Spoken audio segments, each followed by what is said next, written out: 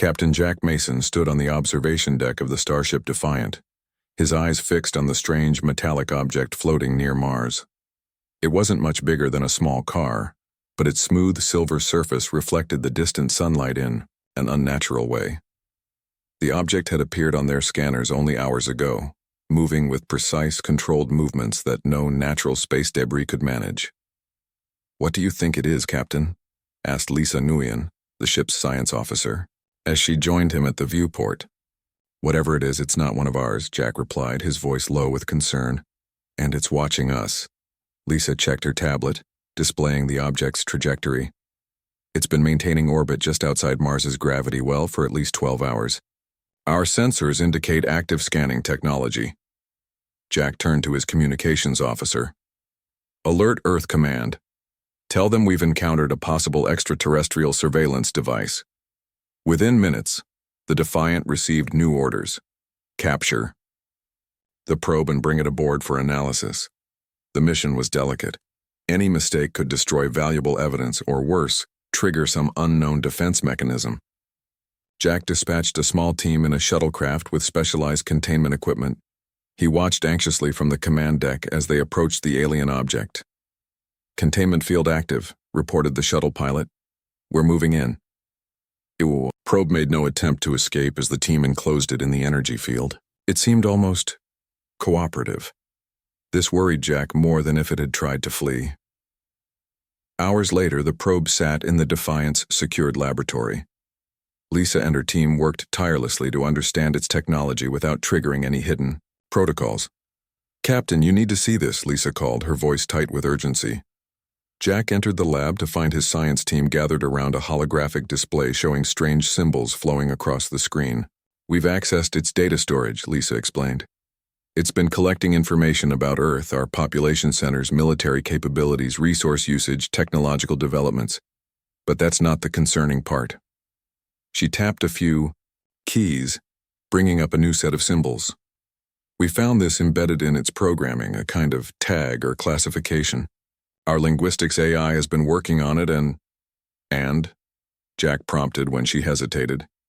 "It classifies Earth as Grade 4 expansion risk, requiring containment protocols." Lisa's face was pale. "Captain, something out there has marked us for containment." Jack felt a chill run down his spine. "Are we talking about quarantine? Or something worse?" "Based on the probe's other data, I believe containment is a euphemism for limiting our development and expansion. Possibly by force." Jack immediately ordered a secure transmission to Earth Defense Command. Within hours, Admiral Diane Carter's stern face appeared on the briefing room screen.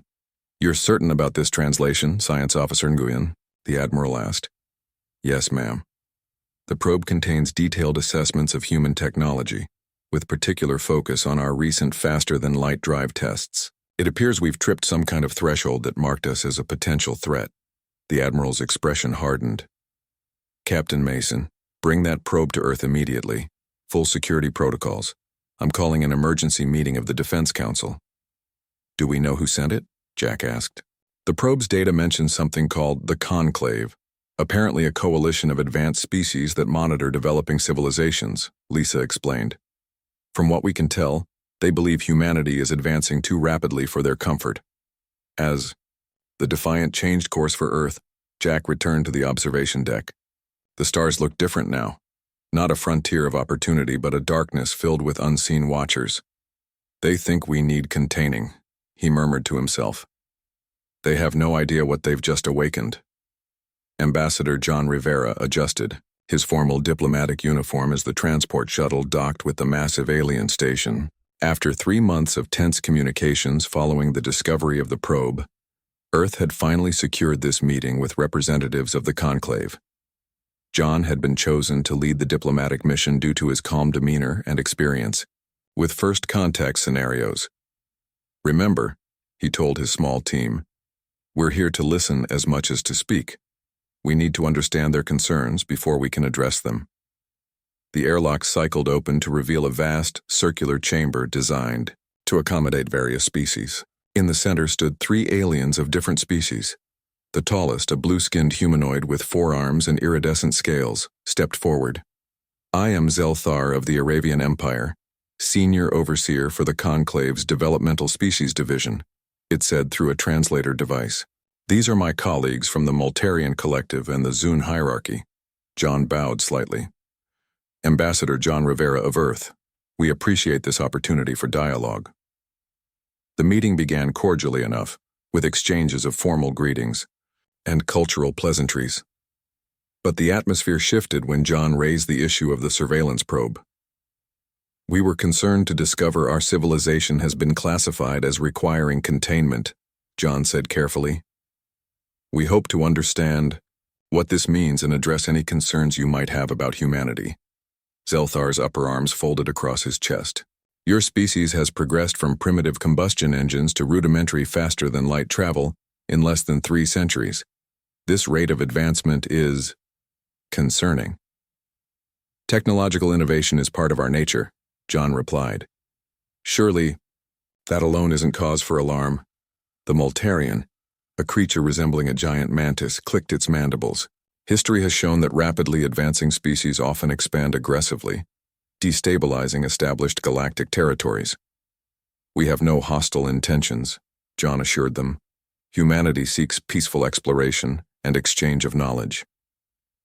Zelthar made a dismissive gesture. So claim all young species before they develop sufficient power. The Conclave has witnessed this pattern repeatedly over 50,000 years. For hours, John attempted to shift the conversation toward cooperation and mutual understanding. He proposed cultural exchange programs, shared scientific ventures, and regulated human expansion under Conclave guidance. Each suggestion was met with polite but firm rejection. Your willingness to discuss these matters is noted, Zelthar finally said. However, the Conclave's position remains unchanged. Humanity's development must be moderated according to established protocols. And if we disagree? Asked Lisa Nguyen, who had joined the diplomatic team to provide scientific expertise. The temperature in the room seemed to drop several degrees. Then measures will be taken to ensure compliance, the Zun representative stated flatly. It was the first time the crystalline being had spoken. It would be regrettable but necessary for galactic stability. As the Earth delegation prepared to depart, Zelthar approached John privately. Ambassador, as one who has studied your species, I advise you to guide your people toward acceptance. The alternative has been unpleasant for other civilizations that resisted conclave wisdom. John maintained his diplomatic smile. Thank you for your concern. We will consider all that has been said today. Back aboard their ship, John's composed facade finally broke. They never intended to negotiate, he told his team. This meeting was just to deliver their ultimatum politely. Admiral Carter's face appeared on the communication screen. What's your assessment, Ambassador? They're afraid of us, Admiral. Not of what we've done, but what they believe we might become. They've decided we're a fire that needs to be controlled before it spreads. Then we'll need to prepare contingencies, the Admiral replied grimly. Return to Earth immediately. Officially, we'll appear to comply while we determine our actual response. As their ship pulled away from the Conclave station, Lisa looked troubled. They see us as children playing with dangerous toys. Then they've made a serious miscalculation, John said. Nothing is more dangerous than underestimating humanity. Engineer Paul Winters wiped sweat from his forehead as he adjusted the final connections on the quantum shield generator. For 6 months, he had worked 18-hour days in this underground facility beneath the Arizona desert. What began as theoretical physics had become humanity's best hope for survival. Try it again, he called to his assistant. The machine hummed to life, creating a shimmering bubble of energy that enveloped the test chamber. Paul held his breath as readings stabilized. Energy. Consumption down 60% from the previous test, his assistant reported, and the shield density is holding at full strength. Paul allowed himself a rare smile. We've done it. The quantum shields can now be miniaturized for starships while maintaining effectiveness. He immediately opened a secure channel to Defense Command. Admiral Carter, the firewall project is ready for implementation. Meanwhile, in the outer reaches of the Sol system, Commander Kate Bishop piloted her stealth transport through the debris field beyond Pluto. Her mission: establish the first of humanity's hidden outposts. Deactivating main engines, she announced, to her crew of 12.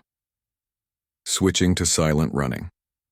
Their destination wasn't on any official charts. An unnamed planetoid with a stable orbit and valuable resources. Perfect for a secret base. Remember, Kate told her engineers as they began construction, nothing here can emit detectable energy signatures. The Conclave believes we've halted all off-world expansion. Let's keep them thinking that.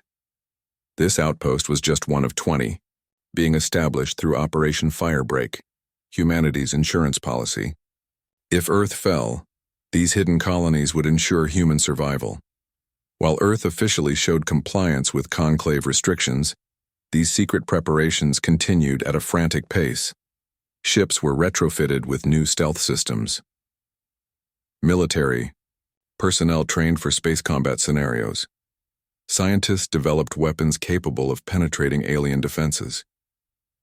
At the Diplomatic Corps headquarters in Geneva, Maria Reyes reviewed the data from her network of sources.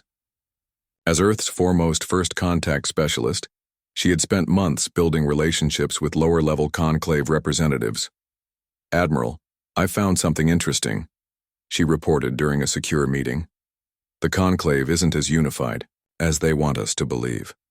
At least 3 member species have expressed private concerns about the containment policy." Admiral Carter leaned forward. "Can we exploit these divisions?" "Possibly. The younger Conclave members, species that joined in the last few centuries, seem sympathetic to our position. They remember what it was like to face restrictions themselves. Identify potential allies," the Admiral ordered. "We may need friends when this situation eventually escalates." The most surprising development came when Maria established contact with representatives from other containment candidates, young species also deemed too aggressive or advanced by Conclave standards. The Tellarites, a reptilian species from a star system 60 light-years away, had been under containment protocols for 3 decades. The Aquatic Meridian Collective had been restricted for nearly a century. Both had developed their own methods of circumventing Conclave monitoring. In a historic secret meeting aboard a cloaked Earth vessel, delegates from these species met with human representatives. The stakes were clear. Alone, each species might eventually be controlled or eliminated. Together, they had a chance. "We propose an alliance," Admiral Carter told the gathering. "Shared technology, intelligence, and military support if needed." The UIA Tellarite delegate, her scales shifting color with emotion, responded, "The Conclave believes younger species cannot cooperate effectively. Their assumption is their weakness." By the time Earth had officially been under containment for 1 year, the preparations were nearly complete. Outposts were operational. New weapons and defenses were ready. Alliances were formed. Admiral Carter addressed the Earth Defense Council. "The Conclave sees us as a flame that needs to be extinguished.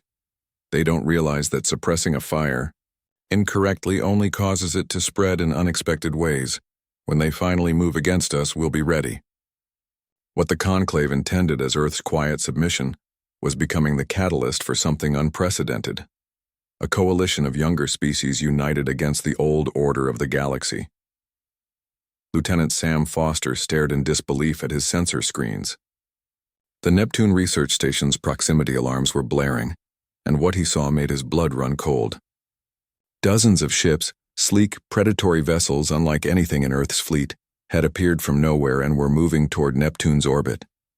"This is Lieutenant Foster at Neptune Research Station," he transmitted on the emergency frequency. "We have multiple unknown vessels approaching. They match no known Earth or allied configurations." Within minutes, the first shots were fired. Brilliant beams of energy sliced through the station's outer research modules. "They're targeting our communications array," Sam reported as the station shuddered. "This is a Conclave attack force. They're not here to negotiate." The station's defenses were minimal. It was a scientific outpost, not a military installation. Sam knew they couldn't hold out long. "All personnel to emergency shuttles," he ordered. "Initiate data purge and station scuttle protocols." As the crew evacuated, Sam remained at the communications console, continuing to transmit. Earth Command, this is Lieutenant Foster. The Conclave has launched surprise attacks on Neptune facilities. Multiple casualties. They're systematically destroying our outer system infrastructure. The control room buckled as another blast hit nearby. Warning lights flashed across every console. This is my final transmission, Sam said, voice steady despite the chaos around him. The Conclave has broken their own diplomatic protocols. They never intended peaceful containment. Prepare for full scale. His transmission cut off as the station's main power core detonated. Earth received Sam's warning just minutes before similar attacks hit research facilities on Mars and the Moon. The Conclave had launched a coordinated strike against all of humanity's major off-world installations. What they didn't expect was humanity's response. Captain Olivia Grant of the destroyer Valiant was conducting routine exercises near Mars when the attacks began. In reality, her ship was one of Earth's new stealth vessels, equipped with Paul Winter's quantum shields and advanced weapon systems developed in secret. All hands to battle stations, she ordered calmly. Activate quantum shields and weapons systems. The firebreak protocol is now in effect. The Valiant dropped its stealth field and accelerated toward the Conclave vessels bombarding the Mars colony. The enemy ships, focused on their defenseless targets, didn't detect the Valiant until its first volley of quantum-tipped missiles tore through two of their vessels. Similar scenes played out across the solar system as Earth's hidden fleet revealed itself. Ships emerged from concealed bases in asteroid belts and the moons of outer planets. Each vessel carried technology the Conclave believed humans didn't possess. They expected to find us helpless, Olivia told her crew as they engaged 3 Conclave warships. They thought we obeyed their restrictions. Let's show them how wrong they were. The battle for the Sol system raged for 16 hours. When it ended, the surviving Conclave vessels retreated, leaving behind wreckage and shock. Their easy victory had turned into a stunning defeat. In the aftermath, Admiral Diane Carter addressed the United Governments of Earth. Her speech, broadcast to every human settlement and transmitted on frequencies the Conclave was known to monitor, would later be known as the Galactic Flame Declaration. Today, the Conclave revealed its true intentions, she began, her voice firm and resolute. They came not as regulators, but as conquerors. They expected to find a compliant species ready for subjugation. Instead, they found humanity ready to defend itself. She paused, looking directly into the camera. To the Conclave and all who watch us, hear this. Humanity will not be extinguished. We are not a danger to be contained. We are not a resource to be managed. We are the flame of innovation, exploration, and freedom in this galaxy. Those who seek to snuff us out will find only that we burn brighter. The speech continued, outlining Earth's new position, no longer pretending compliance but openly defying Conclave authority while extending friendship to like-minded species. If they want to fight, Admiral Carter concluded, they will discover that humanity does not burn, it ignites. The Conclave Supreme Council expected a swift human surrender after their initial attack. Instead, they faced something unprecedented, a species that had not only prepared for war, but seemed to have anticipated their exact strategies. Earth forces executed a campaign unlike anything the galaxy had witnessed before. Rather than meeting the numerically superior Conclave fleets in direct battle, human ships struck throughout Conclave territory in precisely coordinated guerrilla attacks. Commander Greg Phillips crouched behind a fallen pillar on the Conclave intelligence hub station orbiting Rigel 7. His 6-person team had infiltrated the facility using captured Conclave identification codes. Status report, he whispered into his tactical communicator. Security systems bypassed, came the reply from his tech specialist. We have 18 minutes before the next patrol. Greg nodded to his team. Remember the objectives? Access their central military database, plant the virus, and extract with minimal engagement. The raid was one of 17 simultaneous operations, targeting Conclave information networks across multiple star systems. While the Conclave concentrated their forces around strategic military assets, Earth had identified a far more valuable target: information. Meanwhile, the science vessel Prometheus II slipped through the darkness between stars. Dr. Alan Mitchell's team had developed technology that would change the course of the conflict: a network of faster-than-light communication buoys that could transmit instantly across vast distances. Deploy the next relay, Alan instructed his engineers. Maintain stealth protocols. These buoys, disguised as natural space debris and nearly undetectable to conclave sensors, provided Earth forces with a crucial advantage: communication and coordination that the conclave couldn't track or intercept. Communication network at 63% coverage, reported Alan's chief engineer. Earth Command will have near-instantaneous contact with all our forces within the week. The conclave, accustomed to predictable, direct warfare, found itself struggling against an enemy that seemed to know their movements in advance and could coordinate attacks across vast distances with impossible speed.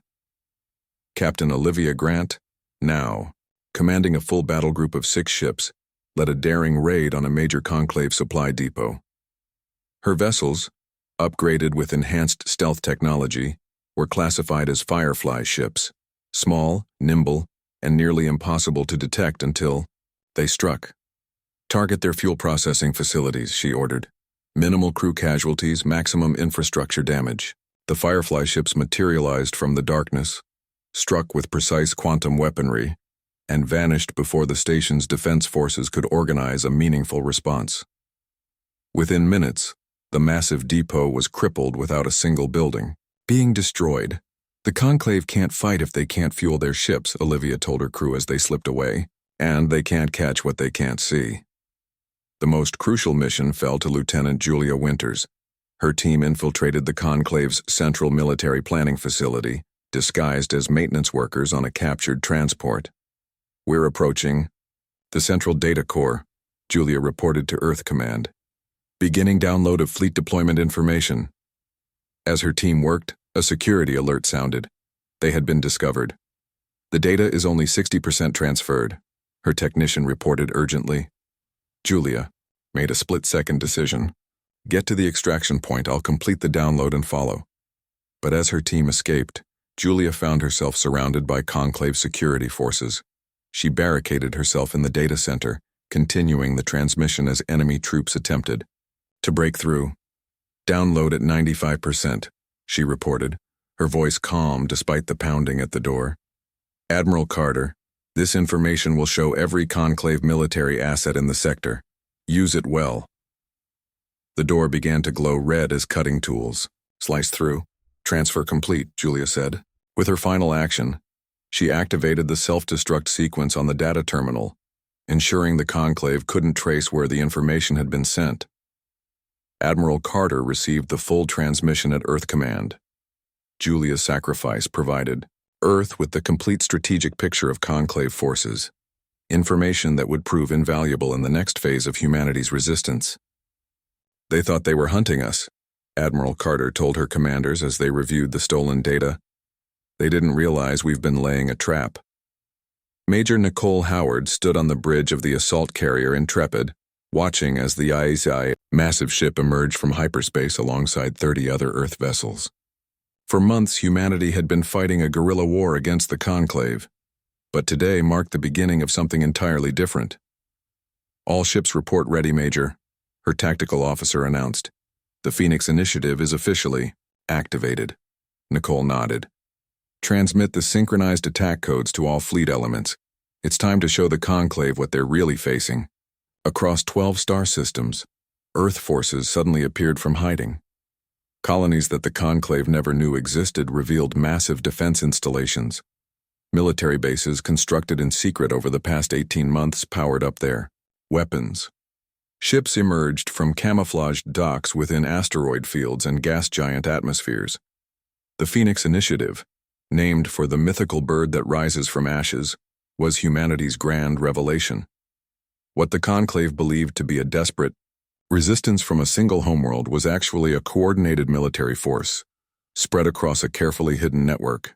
The conclave believed they were containing us to our home system, Nicole told her crew as the Intrepid led its battle group toward the conclave military base orbiting Tau Ceti.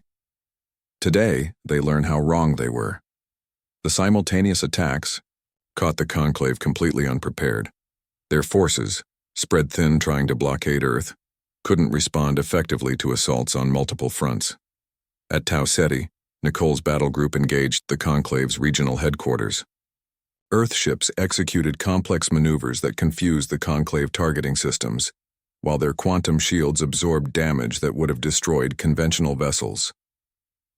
"Focus fire on their command center," Nicole ordered.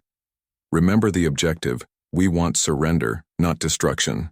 Within hours, the Tau Ceti base commander activated emergency channels. "This is Commander Vextor of the Conclave Defense Force. We request terms for cessation of hostilities." Nicole allowed herself a small smile. "Transmit our conditions. They have 30 minutes to comply." Similar scenarios played out across Conclave territory. Earth forces didn't seek to destroy their opponents, only to demonstrate that humanity could no longer be contained or controlled.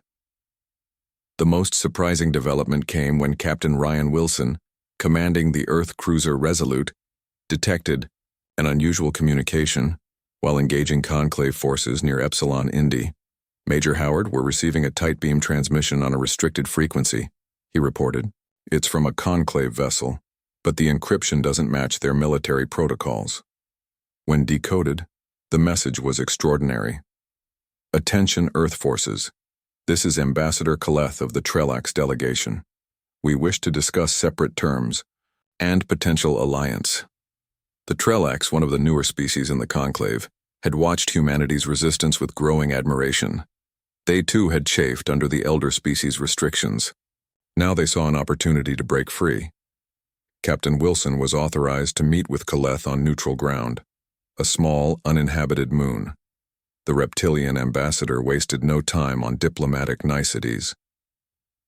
"My government believes the Conclave elders have gravely misjudged humanity," Kaleth stated. "Their fear of your potential has led them to provoke the very conflict they sought to prevent." "What are you proposing?" Ryan asked cautiously. "The Trelax wish to negotiate separate peace with Earth. Furthermore, we are not alone. Several younger Conclave species have formed a coalition seeking reform. Your resistance has given us the opportunity to challenge the old order." Within days, representatives from 7 junior Conclave species had made contact with Earth diplomats. Each had their own grievances against the elder species that dominated Conclave policy. Each saw in humanity's successful resistance a chance to redefine their place in the galactic hierarchy. Admiral Carter presented these developments to Earth's united government. "What began as a fight for survival has become something more significant," she explained. "We're not just defending Earth anymore, we're potentially reshaping the political structure of this sector of the galaxy." Earth's leadership made a bold decision: formally ally with the dissident Conclave species against the elder-dominated Conclave Council. As Nicole Howard prepared her forces for the next phase of operations, she received new orders from Admiral Carter. The Conclave sought to extinguish humanity's flame. Instead, that flame has spread to others who have lived too long in darkness. Protect our new allies as you would Earth itself. The war for survival had evolved into a revolution. Admiral Diane Carter stood on the bridge of Earth's flagship, the Dauntless, as the massive vessel dropped out of hyperspace. Around her, ships from Earth and their allied species formed the largest battle fleet assembled in recent galactic history. Their destination, Centauri Theta, home to the Conclave's capital and the seat of its governing council. "All battle groups reporting ready, Admiral," announced her tactical officer. Diane nodded, her face betraying none of the anxiety she felt. This was humanity's most audacious move yet, a direct assault on the heart of Conclave power. After months of escalating conflict, both sides knew this would be the decisive engagement. "Open a channel to all allied vessels," she ordered. Faces appeared on the communication screens, human commanders alongside representatives of the Trelax Meridian Collective and other former Conclave members who had joined Earth's coalition. "Today we face the culmination of our struggle," Diane told them. The Conclave elders believed they could dictate the destiny of younger species. They believed their age gave them the right to determine who may advance and who must remain constrained. Today we prove them wrong. As the Allied fleet approached Centauri Theta, massive Conclave warships moved to intercept. These were the Elder species' most powerful vessels, dreadnoughts that had enforced Conclave will across the galaxy for millennia. "They're deploying in standard defensive formation," reported Captain Ryan Wilson from the cruiser Resolute. Just as our intelligence predicted. The battle began with an exchange of long-range weapons fire. Quantum torpedoes from Earthships streaked across space while Conclave energy weapons created brilliant webs of destructive force. The initial clashes were brutal, with losses on both sides. 4 hours into the battle, Chief Engineer Benjamin Harris activated the weapon that Earth had developed in secret, the Solar Forge. Based on technology pieced together from multiple alien sources and humanity's own innovations, it was capable of temporarily disrupting the energy fields that powered Conclave ships. "Solar Forge charging at 85%, Benjamin reported from his station deep within the Dauntless. Targeting systems locked on the Conclave flagship. The massive device hummed as it gathered energy, drawing power from specialized collectors that harvested the radiation of nearby stars. Benjamin had spent 2 years perfecting the technology, working through countless failures. "Solar Forge ready," he announced. Admiral Carter gave the order. "Fire." A pulse of golden energy erupted from the Dauntless, expanding outward in a spherical wave. As it washed over the Conclave vessels, their lights flickered and weapon systems went offline. The effect was temporary, lasting only minutes, but in space combat, minutes were an eternity. "All ships advance and disable," ordered the Admiral. "Remember, we want their leadership intact." Earth forces closed rapidly, using precision weapons to target engines and weapons systems rather than destroy the defenseless Conclave ships completely. The message was clear. Humanity could have annihilated them but chose restraint. As the battle turned decisively in the Coalition's favor, Dr. Sofia Martinez prepared for her role. A xenolinguistics expert, she had developed a deep understanding of Conclave communication systems. "I'm ready to broadcast, Admiral," she reported from her specialized communications station. When the Conclave flagship was secured, Sophia activated the transmission. Her message bypassed the Conclave's military channels and went directly to their civilian networks, reaching billions of beings across hundreds of worlds. "People of the Conclave," she began, "we speak to you directly because your leaders have hidden the truth. Humanity and our allies have never sought destruction or domination. We have fought only because we were denied the right to determine our own future." The transmission continued, sharing evidence of the Conclave elders' deceptions and their history of suppressing younger species, not out of concern for galactic stability, but to maintain their own power. "Today, we stand before your capital, not as conquerors, but to deliver humanity's final warning. The era of containment is over. All species must be free to develop according to their own path." On the Conclave Council's chambers, now surrounded by Earth forces, Admiral Carter personally delivered the ultimatum to the assembled elder representatives. Accept a new galactic order where all species held equal standing, or face a coalition that would dismantle the Conclave completely. The Supreme Counselor, a being whose species had helped found the Conclave 50,000 years earlier, studied the human admiral with ancient eyes. "You would destroy everything we have built?" he asked. "No," Diane replied firmly. "We would transform it into something better. The choice is yours, evolution or extinction." The signing ceremony for the Ember Pact took place aboard a neutral vessel positioned between Earth and Centauri Theta. Representatives from 47 species gathered in the Grand Chamber, their diverse forms a testament to the galaxy's rich variety of intelligent life. At the center table sat Admiral Diane Carter, alongside the Conclave's Supreme Counselor. "Let it be recorded," announced the official witness, "that on this day, the former Conclave and the Coalition of Free Species establish a new galactic accord." The document before them represented 3 months of intense negotiations following the Battle of Centauri Theta. The Conclave elders, faced with the collapse of their order, had finally acknowledged reality. The age of containment was over. As Diane signed her name to the agreement, she reflected on the journey that had brought humanity to this moment. What began as a desperate struggle for survival had transformed the power structure of known space. The core principle of the Ember Pact is simple, she addressed the assembly. All sentient species have the inherent right to develop according to their own nature, limited only by the equal rights of others.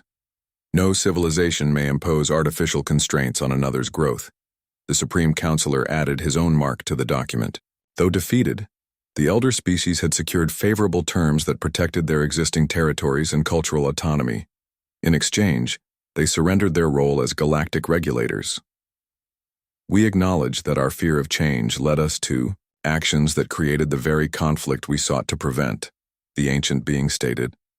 Perhaps there is wisdom in allowing new perspectives to shape our shared future. In the weeks that followed, the practical implementation of the Ember Pact began. Cultural exchange programs flourished as species that had previously been isolated from one another shared knowledge and art.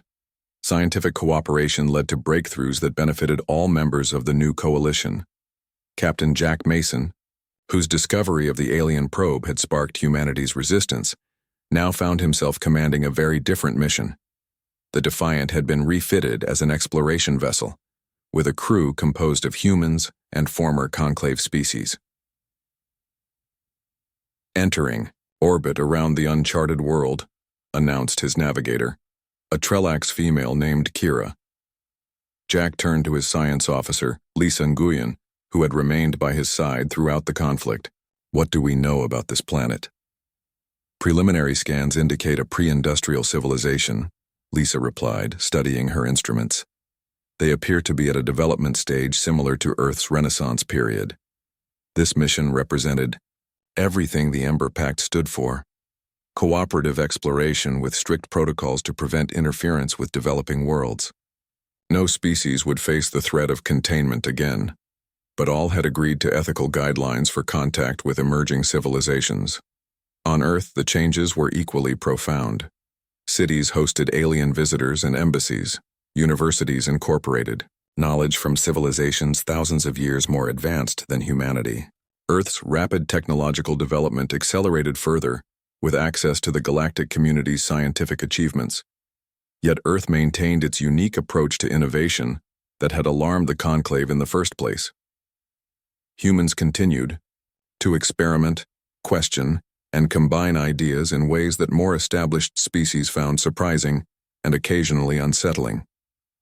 Admiral Carter, now serving as Earth's representative to the Ember Pact Council, addressed a gathering of diplomatic cadets in Geneva. The Conclave feared humanity because they saw us as unpredictable, she told the young people, many of whom would serve on missions to former Conclave worlds. They weren't wrong, but they failed to understand that unpredictability, properly channeled, creates possibilities that benefit everyone. She gestured to the Trelax ambassador sitting beside her.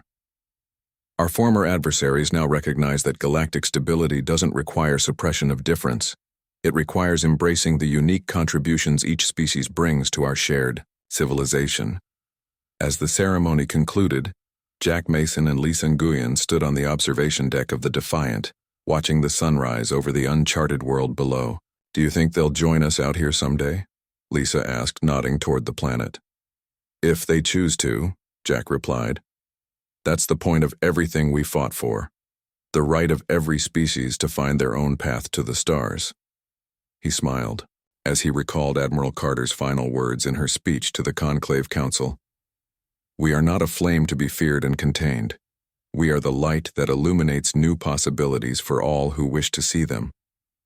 The galaxy had entered a new era, one where humanity's fire no longer threatened to burn, but instead provided warmth and light for all who gather.